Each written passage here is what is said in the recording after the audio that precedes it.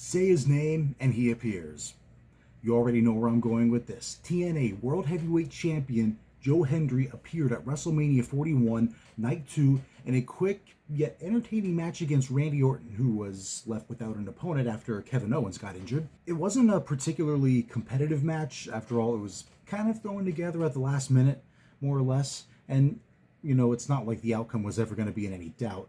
But still, it was a lot of fun and thoroughly entertaining. Oh, you are so full of crap. Joe Hendry got squashed and buried. It made him and TNA all look bad. It was embarrassing. Well, that's just like your opinion, man. And I doubt you'll find a whole lot of people who agree with you. Okay, that's just one. Okay, that's two, but, so what? Look, I'm sure there were a few people who weren't really all that satisfied with it, but okay, that's enough examples. Look, I don't know what the exact consensus is on this whole thing, but if you were offended by it, I really got to wonder just what the hell match were you watching? First off, we're not even taking into consideration that this was a last-minute addition. It was a filler match. So what? I mean, nobody was really expecting Joe Hendry to beat Randy Orton. I don't care if Hendry is the TNA World Champion. He's an outsider.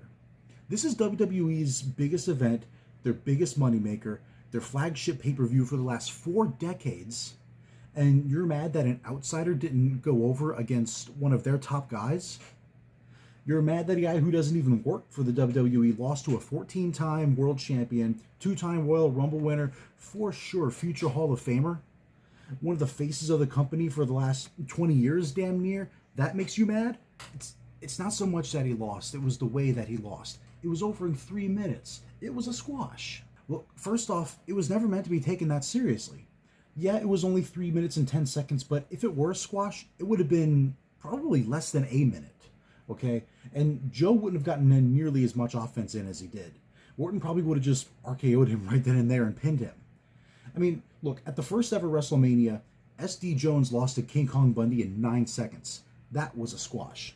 At WrestleMania 32, remember The Rock versus Eric Rowan? That was 6 seconds. That was a squash. Bryan Danielson, the WWE World Heavyweight Champion at the time, lost his belt in 18 seconds. Don't talk to me about squashes until you remember just what the hell a squash actually is. Now, if you want to say it was a burial, well, you're wrong there too. If WWE really wanted to bury Joe Hendry and bury TNA, well, first off, TNA probably wouldn't be partnering with them in the first place. And second, they would have actually booked it as a squash match.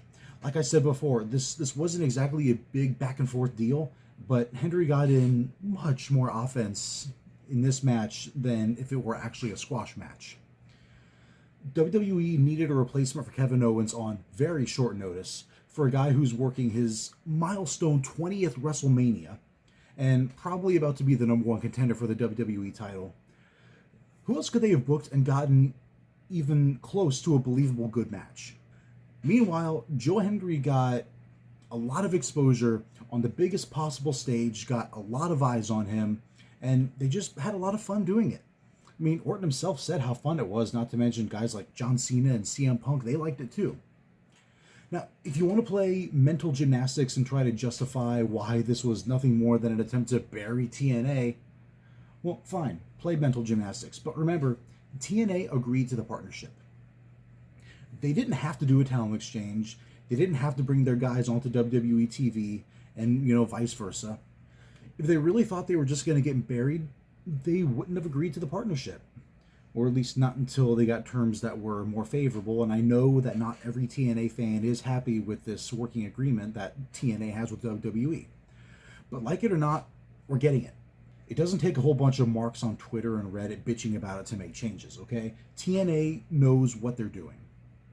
And after this little 3-minute segment on the most watched WWE event of the year, I really don't know what the hell there is to complain about. Look, the match was not a 5-star classic, but it didn't need to be. That's because it wasn't supposed to be. A stadium packed with 63,000 WWE fans popped for the TNA World Champion and were singing his song and waving their hands from side to side for him at WrestleMania, no less. And on top of that, we got an RKO out of nowhere during the Say His Name meme spot. So we got 2 memes at once, and everybody popped for it. It was just an awesome moment that nobody can ever take away from Joe Hendry. I mean, complain all you want, you're not going to ruin his moment. You can't. Don't even try. My name is Tommy Lindholm, and I am the world's worst nerd, largely because it takes like this. I hope you enjoyed Mania weekend, and I hope you believe in Joe Hendry.